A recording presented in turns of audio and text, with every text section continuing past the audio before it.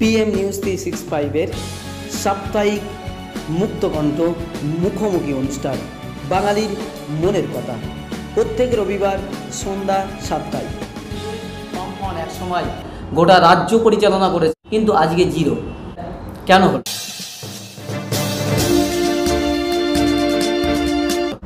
সংখ্যায় কম মানে শক্তিতে কম তা না।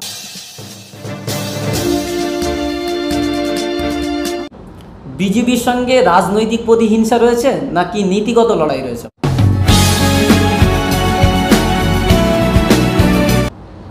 আমাদের সঙ্গে বিজেপির লড়াইটা নীতিগত, রাজনৈতিক অবস্থানগত বরাবরের।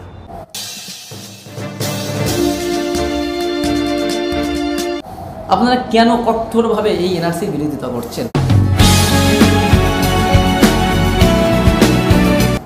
মানুষটা এখানে বেঁচে আছে, জন্মেছে, বড় হয়েছে, সংসার করছে, জীবন জীবিকা করছে।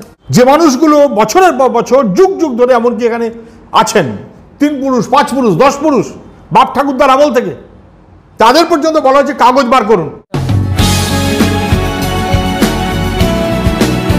স্বরাষ্ট্র দপ্তরের মন্ত্রী অমিত শাহ তিনি তো কলকাতায় এসে স্পষ্ট বলে দিলেন যে আমরা সিটিজেন অ্যামেন্ডমেন্ট বিল আনছি এবং সেখানে শুধুমাত্র মুসলিমদের বাদ দিয়ে বাকি 6টি ধর্মের মানুষদেরকে নাগরিকত্ব দিয়ে এনআরসি করা হবে।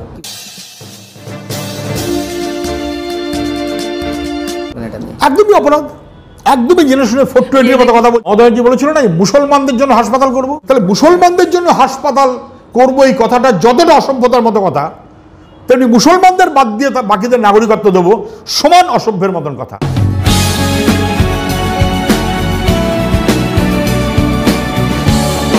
এনআরসি ভারতবর্ষ ছাড়া অন্য কোনো দেশে হয়েছে বলে আপনার জানা আছে?